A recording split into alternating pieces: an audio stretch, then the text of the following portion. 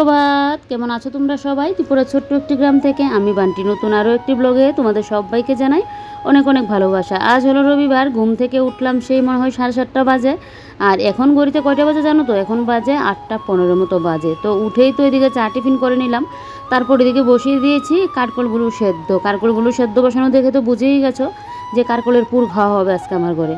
আর এদিকে ফ্রিজ থেকে 2 পিস মাছ বের করে নিলাম, সাথে পেঁয়াজটা কুচি করে নুন মেখে রেখে দিয়েছি, মাছের তেল ঝাল বানাবো। আর এদিকে দেখি আমার তো ডাল, তারপর যদি গোবিন্দভোগ যে চালটা থাকে খাসার চাল, ওই চালটা, তারপর আরও এরকম অনেক ডাল টাল, এগুলো কিন্তু আমি ফ্রিজে রাখি। তো যখন বাড়িতে যাই সবজি টবজি আনলে তখন তো পুরো ফ্রিজ ভর্তি হয়ে যায়, ফ্রিজের মধ্যে আর আমার জায়গা হয় না। এমনি তো তোমাদের দাদাভাই যেদিন বাজার করবে তা আমাদের তো একটা হিসাব করে বাজার করা হয় এক সপ্তাহের জন্য। আর বাড়িতে যখন যায় তখন তো বাপরে বাপ কতগুলো সবজি আনা হয়।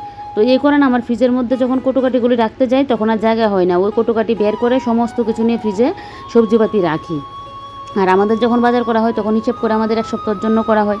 আবারও মানে এক শুক্রবারে বাজার করলে আবারও আরেক শুক্রবারে যাবে, এরকম করে করা হয়। তো তখন আর এগুলো মানে না বের করলেও চলে। তো ডাল টালগুলো তো বের করেছিলাম, এখন দেখছি কেতি পোকা ধরে আছে, তাই জন্য এগুলোকে এখন আমি রোদে দিয়ে আসলাম, না হলে তো ডালগুলো ফেলেই দিতে লাগবে। আগে এই করে আমার কত জিনিস যে আমার নষ্ট হতো, এখন তো ওই ডাল, মটর ডাল, তারপরে বুটের ডাল সব কিছু এনেই কিন্তু আমি ফ্রিজের মধ্যে রেখে দিই, তাহলে পোকাও ধরে না, নষ্টও হয় না।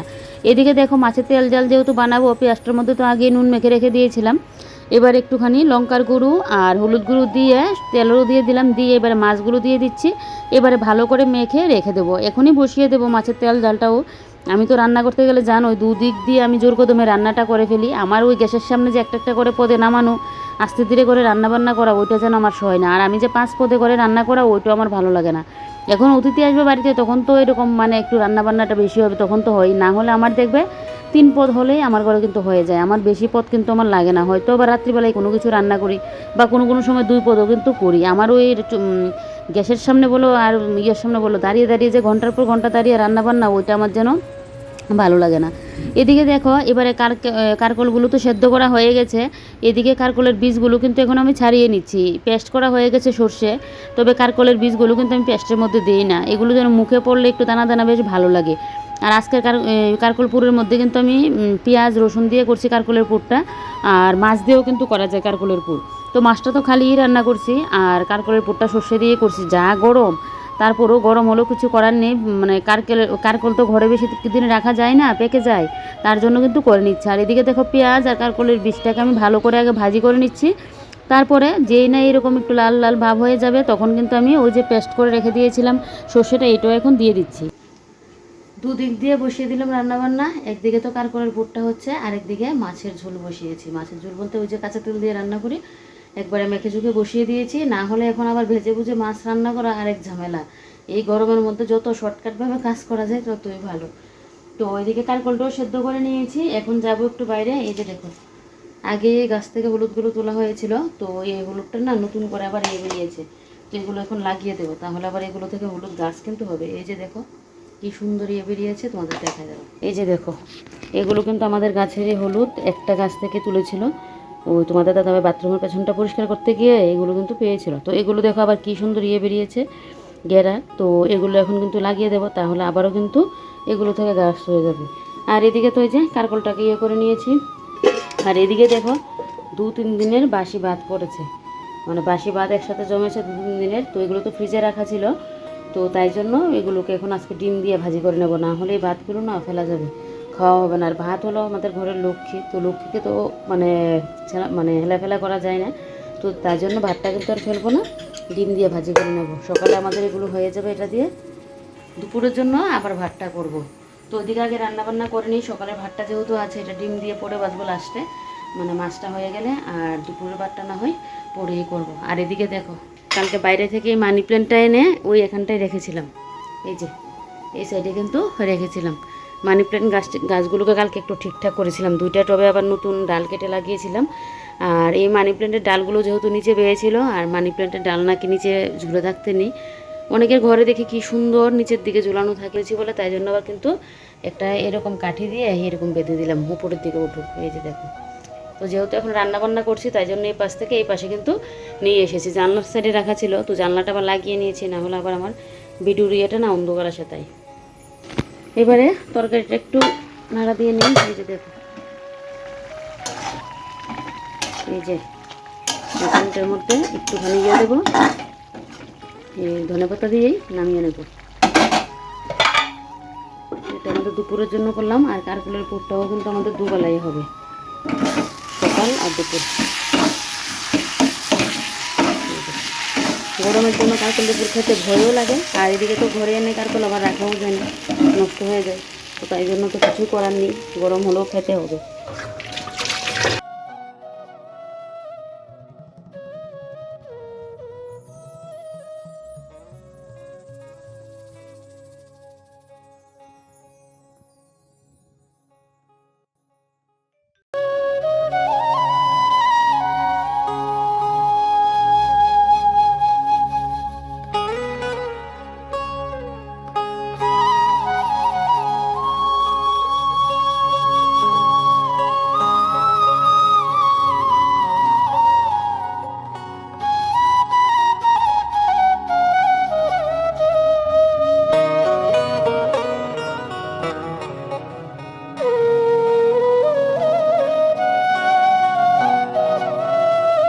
এই কাজ করব কি মনে হচ্ছে, রোদ দেখে মাথা ঘুরে না, রোদেই পড়ে থাকি।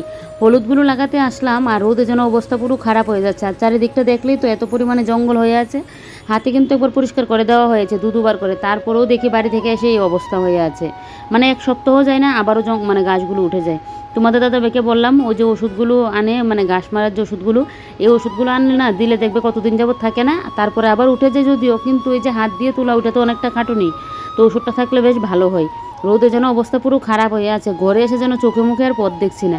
আর এই টুকরিগুলোর মধ্যে ছিল, মানে ঝুড়িগুলোর মধ্যে ছিল আমার একটার মধ্যে পেঁয়াজ আর একটার মধ্যে আলু রাখা ছিল। তো এই টুকরিগুলো কিন্তু এখন আমি ধুয়ে দিচ্ছি।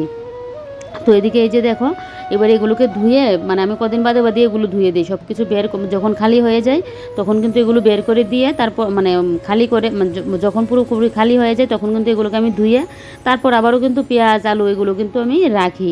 আলুটা তো আমার বেশ পছন্দের, তোমাদের দাদাভাই বেশি একটা খায় না আলুটা, কিন্তু আমার খুব ভালো লাগে। মাংসের মধ্যে বলো, মাছের মধ্যে বলো, আলু যার মধ্যে দেবে সেই আলু আমার খেতে ভালো লাগে। তার উপর বেশি হলো কি মাংসের আলুটা দুর্দান্ত লাগে খেতে। তো এদিকে এই ঝুড়িগুলো করে নিচ্ছে, আর ঝুড়িগুলো মাছতে গিয়ে আমি ভয়ে ভয়ে করছি আমার নখ না ভেঙে যায়। মানে নখ মানে যে আমার কী শখের একটা জিনিস, যেরকম মানি প্ল্যান্ট গাছ আমি খুব শখ করে করি, নখগুলোও কিন্তু আমার খুব শখের, কিন্তু নখ তো আমার ভীষণই পাতলা, নখগুলো না আমি বেশি দিন বড় করে রাখতে পারি না। আর সংসারে কাজের চাপে তখন কি আর নখের দিকে তাকিয়ে থাকলে হবে বলো? এখন আমার বাসনকুসন মাজলে নখ ভেঙে যাবে, তা বলে কি আমি বাসনকুসন না মেজে থাকতে পারবো? বাসনকুসন তো মাজতেই লাগবে। সংসারে কাজের পাশাপাশি নিজের শখও পূরণ করবো, ওই যে একটু নখ বড়ো করা, আগে যেরকম বিয়ের আগে করতাম।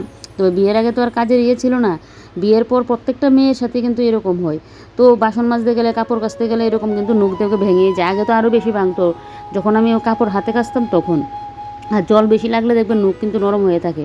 এমনিতে আমার নখ পাতলা, ও বাসন মাজতে গেলে নখ ভেঙে যায়, তাই ঝুড়িগুলো মাজতে গিয়ে ভয়ে ভয়ে করছি। জানি না কদিন থাকবে, তবে নখগুলোকে একটু ছোটো করে নেবো, এখন তো একটু বড় হয়ে গেছে, এমনিতেই পাতলা, কোনো কিছুর মধ্যে লাগলেই যেন উল্টে যায়। তো তার জন্য নখগুলোকে ভাবছি আর একটুখানি ছোটো ছোটো করে নেব, তাহলে নখগুলো বড় থাকবে। নখগুলো মানে হাতে পায়ের নখ বড় থাকলে দেখবে দেখতেও যেন হাত পাটা দেখতে ভালো লাগে, কিন্তু ওই যে ভেঙে গেলেই আবার কষ্ট লাগে, তখন তো পুরো সব নখ কেটে ফেলি। আগে তো আমার ডান হাতের নখটাও বড় ছিল, কিন্তু কেটে নিয়েছি এখন আর ডান হাতের নখগুলো কিন্তু আবার ছোটো ছোটো হয়ে গেছে। বড় থাকলে বেশ ভালো লাগে, কিন্তু ওই যে বড় করে তো রাখা যায় না বলো সংসারের কাজের ইয়েতে। এখন আমি কাজ না করে থাকতে পারবো না, যে না কাজগুলো ফেলে রেখে দেই পরে করব, আমার নখগুলো একটু বড় করি, এরকম করলে তো চলবে না, কাজের ইয়েতেই পরে থাকবে, কার উপর আমি কাজ ফেলে রাখবো বলো?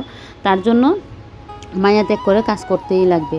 তো এদিকে এবার কারকলের পুরগুলো বসিয়ে দিয়েছি, আর তোমাদের দাদাভাই চলে গেল স্নানে, আর আমি এদিকে টুক করে রান্নাঘরটা পরিষ্কার করে নিচ্ছি।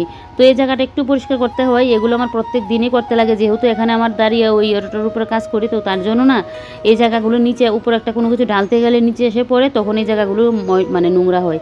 তো তার জন্য এই জায়গাগুলো কিন্তু আমার সবসময় পরিষ্কার করে রাখতে লাগে। তো এদিকে দেখো, এবারে এই দুইটা সাইড তো পরিষ্কার করে নিয়েছি, নিয়ে এবারে দুই সাইডের টিনগুলোও কিন্তু পরিষ্কার করে দেবো। আর এদিকে উপরের মোটরের জলটাও ভাবছি তুলে নেব, কারণ ওই যে মোটরের জল আবার মানে কখন শেষ হয়ে যাবে, এমনি তো আজকে তুলতেই হবে।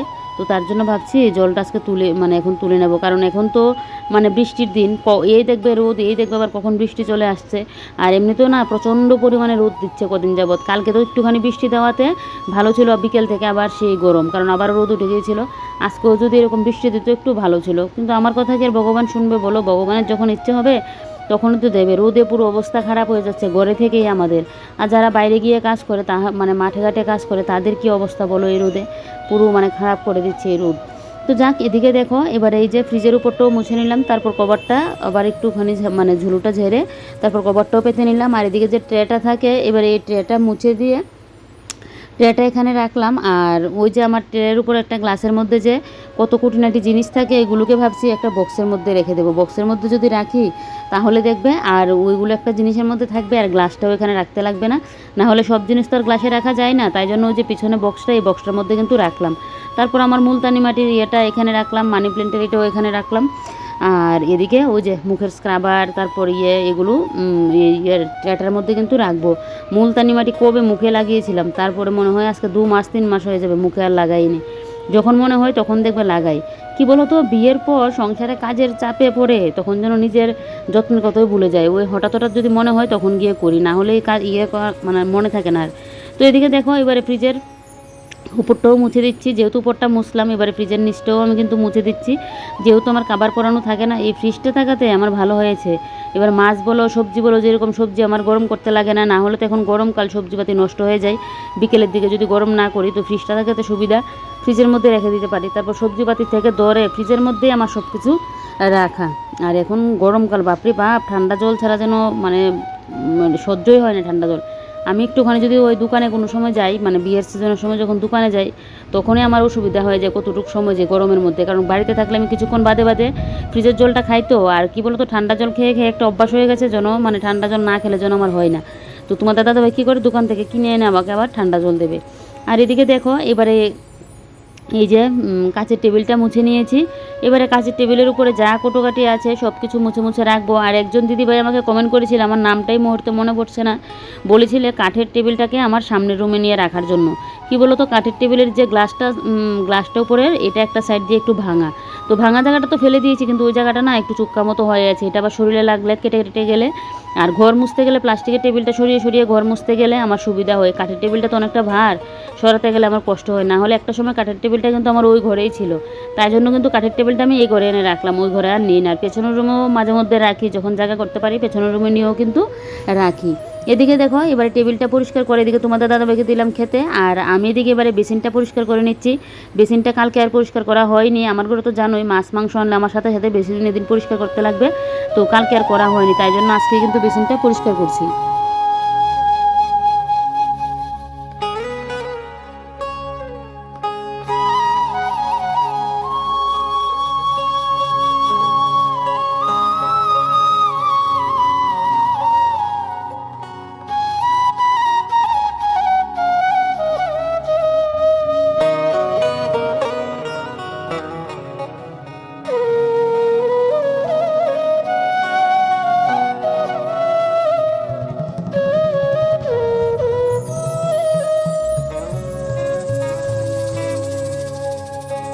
আরও খাওয়া দাওয়া কমপ্লিট করে ঘরে এসে ফেসবুকে একটা ভিডিও আপলোড করলাম। তারপর এদিকে দেখো কালকে আবার গিয়েছিলাম এক জায়গায়, তো এই ড্রেসগুলো তো পরে গিয়েছিলাম, তো এগুলো আমি রোদে দিয়েছিলাম একটুখানি। তো এবারে এই ড্রেসগুলোকে কিন্তু গুছিয়ে রাখছি। গরমকাল যদি বেশিক্ষণ আবার হতো তাহলে ধুয়েই দিতাম, তো বেশিক্ষণ তো আর করিনি, একটু সময়ের জন্য পরেছিলাম, তো তাই জন্য রোদে দিয়েছিলাম। কিন্তু কারণ শরীরের ঘামটা যদি না করে রাখি তাহলে যে একবার ছাতা পড়ে যাবে। তো এদিকে এবারে ড্রেসটা করে রাখছি। আর আমার জানো তো এরকম কয়েকটা 1 পিস কিনতে লাগবে, মানে এরকম কুর্তিগুলো কিনতে লাগবে। আমার তো এরকম 3 পিস আছে, 3 পিস বা চুড়িদারের যে প্যান্ট ওড়না, তারপর চুড়িদারগুলো এগুলো আছে, তারপর লং চুড়িদারগুলো আছে, কিন্তু এরকম 1 পিস আমার এখন কিন্তু নেই, মানে শুধু উপরের কুর্তিটা। প্লাজো কতগুলো কিন্তু আমার আছে, এখন মানে উপরের কুর্তিটা হলে আমার হবে। তো আমার কয়েকটা কুর্তি কিনতে লাগবে, এমনিতে তো আছে, তো এগুলো তো পুরনো হয়ে গেছে, আর অনেকগুলো আমার আবার হয়ও না শরীরে, আবার বেশি টাইট ফিট হলে আমি পরতেও পারি না, তো তার জন্য ভাবছি কয়েকটা কুর্তি আমার নিতেই লাগবে। 3 পিসগুলো না, 3 পিসগুলো আছে, ওগুলোর নেই, শুধু কুর্তি আলাদা আলাদা ডিজাইনের কুর্তি কেনার খুব ইচ্ছে, লং কুর্তিগুলো যে হয়। তো এদিকে দেখো এবারে এই যে সোফাটা গুছিয়ে নিলাম। সোফাটা গুছিয়ে এবারে ঘরের যতগুলো গ্লাস আছে এগুলোকে এবারে ওই যে আমি ঘরে একটা শ্যাম্পু দিয়ে একটা জল দিয়ে বানিয়ে রাখি স্প্রেটা, ওইটা দিয়ে কিন্তু এখন গ্লাসগুলোকে মুছছি। তাহলে দেখবে ঘরের গ্লাসগুলো একদম কিন্তু পুরো চকাচক হয়ে যাবে। তো এবারে দেখো এই যে এদিকে এবারে কিন্তু এই গ্লাসটাও মুছে নিয়েছি। এখন আবার ওই যে আমার গডরেজের গ্লাসটা ওইটাও কিন্তু মুছে নেব। এরকম আমি না 1-2 মাস পরে পরে এরকম করে কিন্তু গ্লাসগুলো মুছে দিই, তাহলে দেখবে একদম পুরো চকচকে যেন হয়। একদম দেখো না, একদম মানে তোমাদের চোখের সামনেই দেখা যাচ্ছে কতটা পরিষ্কার হয়েছে। একটুখানি যদি ডাব স্যুপ লাগে না, তোমরা এরকম ঘরে বানিয়ে নিয়ে কিন্তু করতে পারো। আলাদা করে বাজার থেকে কিনে এনে ঘরের গ্লাসগুলো পরিষ্কার করতে হয় না, ঘরে থাকা জিনিস দিয়ে কিন্তু করা যায়। আমাদের চুলে শ্যাম্পু করি, তো শ্যাম্পু তো সবার ঘরেই থাকে। আর একটুখানি জল দিয়ে এরকমভাবে যদি বানিয়ে নিতে পারো, তাহলে দেখবে ঘরের গ্লাসগুলো একদম চকাচক করবে। তো এদিকে দেখো আমার গডরেজের গ্লাসটাও একদম পরিষ্কার করে নিয়েছি। এবারে রইল সুকেজের গ্লাসগুলো। তো এই গ্লাসগুলো পরিষ্কার করে নিলে হবে। এদিকে পুজোও আছে, আর এই গরমের মধ্যে চেষ্টা করছি তাড়াতাড়ি সংসারের কাজগুলো শেষ করে পুজোটা দিয়ে নেওয়া, তাহলে নিজের জন্য একটু টাইম মানে বের করতে পারি। কি বলো তো, গরমের সকালে একটু বুদ্ধি করে মানে টেকনিক খাটিয়ে যদি আমরা কাজগুলি করি, তাহলে ঠিকই টাইমের মধ্যে পুজো, স্নান, সংসারের কাজকর্ম, খাওয়া দাওয়া সব কিছুই কিন্তু কমপ্লিট করা যায়। আর আমি তো পুজো টুজো দিয়ে ওই দুপুরের টাইমটায় কিছুটা ভিডিও আপলোড করে রাখি। আর এখন যেহেতু আবার সেলাইয়ের কাজে যাচ্ছি, তার জন্য আমার ভিডিওর কাজটা কিন্তু সন্ধ্যাবেলার দিকে শেষ করেই মানে বিকেলের দিকে শেষ করেই রাখতে লাগে।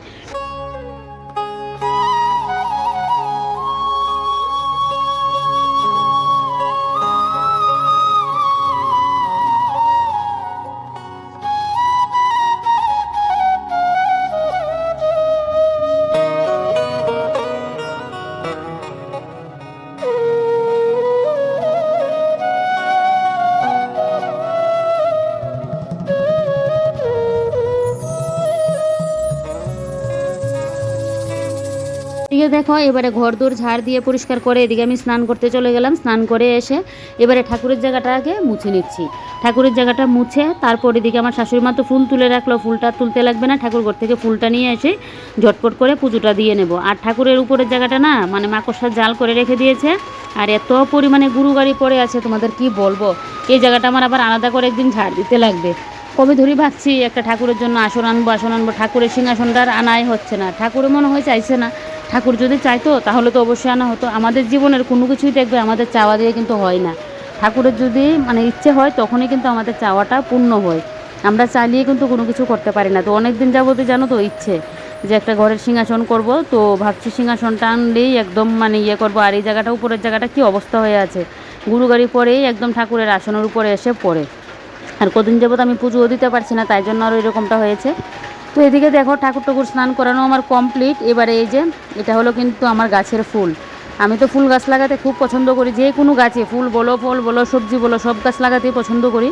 তো এবার এইরকম গাছের ফুল দিয়ে কিন্তু পুজোটা দিচ্ছি। আমার গাছে এখন বেশ কতগুলো কিন্তু ফুল ফুটে। আমার শাশুড়িমাও কালকে বলছিল আমার গাছে প্রত্যেক দিন মানে আমি তো সকাল সকাল ঘুম থেকে উঠি না, তাহলে ভিডিওতে শেয়ার করতে পারতাম।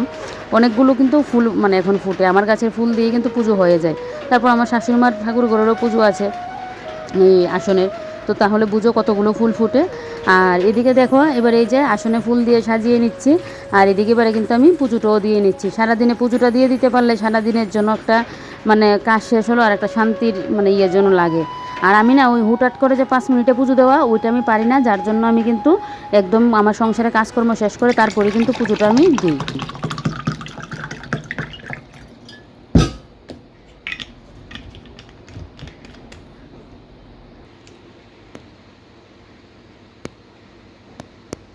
জল তেষ্টা পেয়েছিল সেই স্নানে যাওয়ার আগে, তো হুট করে স্নানে চলে গেলাম। পুজো আছে বলে যে না ঝটপট করে পুজোটা দিই। এদিকে 12টার উপরে বেজে গেলে না আর ভালো লাগে না, তো তাই জন্য স্নানে চলে গেলাম। জলটা যে খাবো সেটা আর করিনি।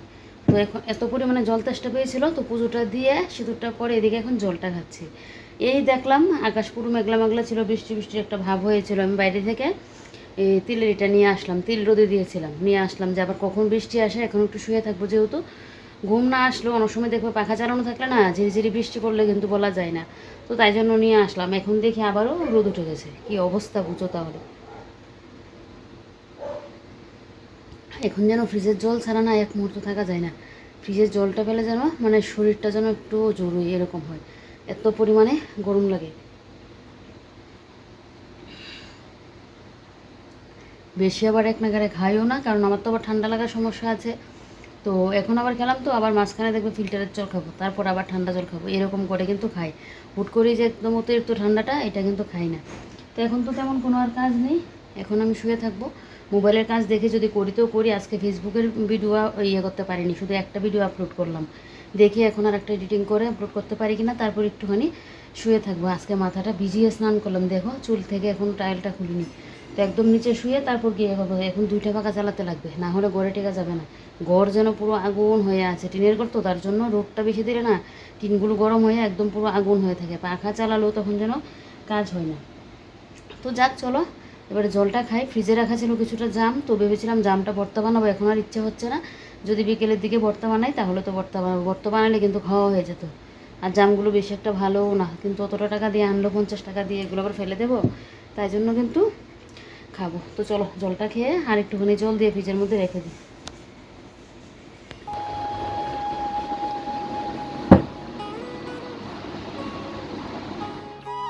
ওখানে শুয়েছিলাম আর এদিকে দেখি ঘর পুরো অন্ধকার হয়ে আছে। ঘুম তো আর আমার আসেনি, মোবাইলের একটু কাজ করেছিলাম, তারপর মোবাইলটা চার্জে বসিয়ে আবার একটুখানি শুয়ে রইলাম। তারপর দেখি না ঘর পুরো অন্ধকার হয়েছে, এমা বৃষ্টি মনে হয় আসবে। বাইরে বেরিয়ে তো দেখি আকাশে ভাব নমুনা ভালো না, তবে বৃষ্টিটা আসলে খুব ভালোই ছিল। তো বাইরে থেকে এদিকে আমার কাপড় চোপড়গুলো এখন ঘরে নিয়ে যাচ্ছি। আর তোমার দাদা ভাইও এখনও আসেনি, ও আসলে তো তারপর দুপুরের খাওয়া দাওয়া হবে। যাই হোক চলো আজকের ব্লগটা এখানেই শেষ করি। তোমরা সবাই ভালো থেকো, সুস্থ থেকো, সাবধানে থেকো। ভিডিওটা ভালো লাগলে লাইক কমেন্ট আর শেয়ার করতে ভুলো না। কালকে আবারও নতুন আরও একটি ব্লগে দেখা হচ্ছে। Bye bye.